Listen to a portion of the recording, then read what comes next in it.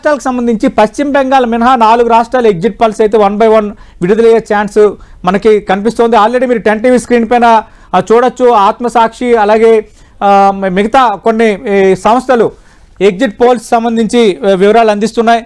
మనం చూస్తున్నాం. స్పెసిఫిక్గా చూస్తే అందరి దృష్టిని ఆకర్షిస్తున్న పశ్చిమ బెంగాల్కి సంబంధించి ఎగ్జిట్ పోల్ సంస్థలు ఏం చెప్పాయి అనేది మీరు 10 టీవీ స్క్రీన్ పైన చూడొచ్చు. పశ్చిమ బెంగాల్కి సంబంధించి మొత్తం 294 అసెంబ్లీ స్థానాలు ఉన్నాయి. ఇక్కడ మ్యాజిక్ ఫర్ 148. ఆత్మసాక్షి విషయానికి వస్తే ఆత్మసాక్షి టీఎంసీకి పట్టం కట్టింది. 170 నుంచి 190 స్థానాలు వస్తాయి. తిరిగి టీఎంసీ ఇక్కడ అధికారం చేజిక్కించుకున్న ఛాన్స్ ఉందని ఆత్మసాక్షి అంచనా వేస్తోంది.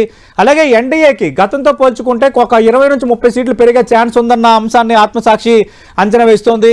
ఇక ఆపరేషన్ చాణక్య విషయానికి వస్తే ఆపరేషన్ చాణక్య మనం చూస్తే అటు టీఎంసీకే 119 నుంచి 130 స్థానాలు రావచ్చని అంచనా వేసింది. బట్ ఆపరేషన్ చాణక్య మాత్రం ఎన్డీఏకి ఈసారి బెంగాల్లో ఛాన్స్ ఉందని క్లియర్ కట్ చెప్తోంది.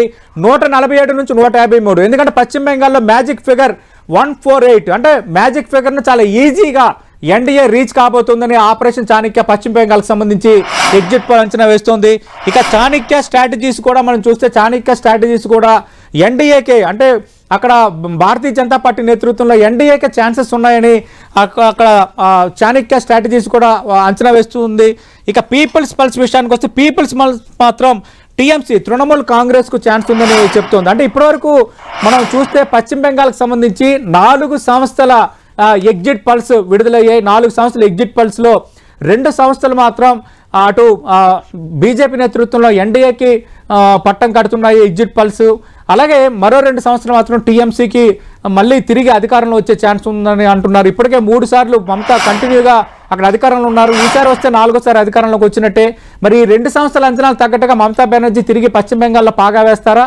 మరో 2 సంస్థలు అంచనా వేస్తున్నట్టుగా ఎన్డీఏకి అవకాశం దక్కితే ఇంకా బెంగాల్ రాజకీయం ఎలా ఉండబోతుంది అనేది ఇప్పుడు ఆసక్తి రేపుతోంది. మనం చూస్తే పశ్చిమ బెంగాల్కి సంబంధించి అత్యంత కీలకమైంది. దేశంలో 5 రాష్ట్రాల ఎన్నికలు జరిగినప్పటికీ అందరి దృష్టి ఎక్కువగా ఉన్నది. అలాగే అటు స్ట్రాటజీస్ పరంగా అల్లర్ల పరంగా హోరాహోరీగా వ్యూహ ప్రతివ్యూహాలు ఎత్తులు పై ఎత్తులతో ఎన్నికల సరళి నడిచింది పశ్చిమ బెంగాల్లో. ఫస్ట్ పేజ్ సెకండ్ పేజ్ ఈ 2 పేజీల్లో మనం చూసుకుంటే రికార్డు స్థాయి టర్న్అవుట్ మనం ఫస్ట్ పేజ్లో 90% దాటింది. రెండో పేజ్ మనం చూస్తే 5 గంటలకే 90% దాటిందంటే లార్జర్ సెన్సర్ దాదాపు 95% నమోదయ్యే అవకాశాలు అధికారికంగా మన కాసేపట్లో తేలబోతున్నాయి.